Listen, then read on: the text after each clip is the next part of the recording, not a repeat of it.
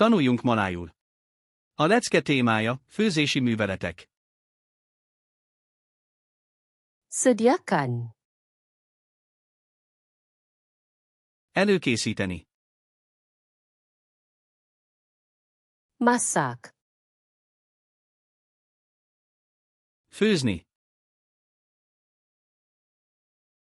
Potong. Vágni. Cincang. Aprítani. Hiris.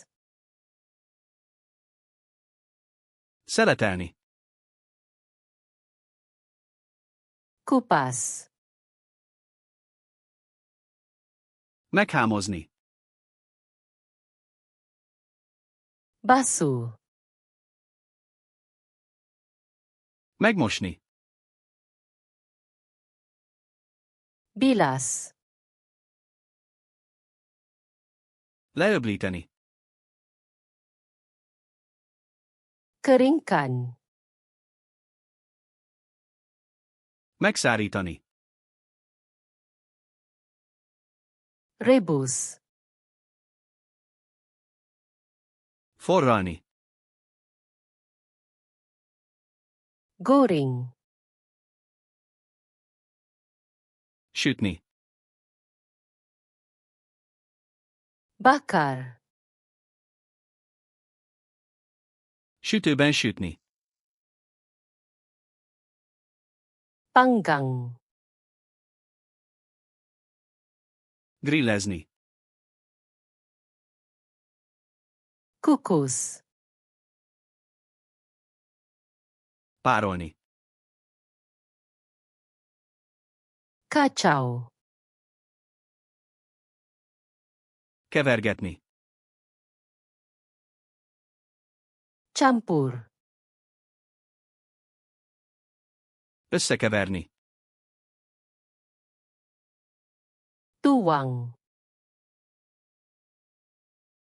Önteni. Tambah. Hozzáadni.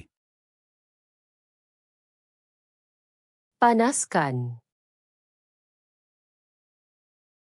Melegíteni. Sejukkan. Lehűteni. Hidangkan. Tálalni. Rasa. Megkóstolni. Perasakan. Fűszerezni. Toskan. Leszűrni. Tutup. Letakarni.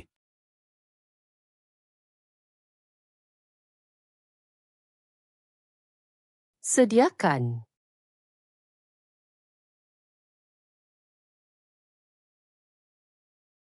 Kacau.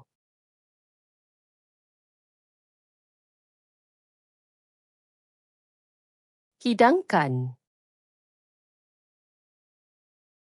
Szeretné örökre megjegyezni ezeket a szavakat? Látogasson el a flashcarsluna.com oldalra, és gyakorolja ezt és több ezer más paklit teljesen ingyen. Link a leírásban.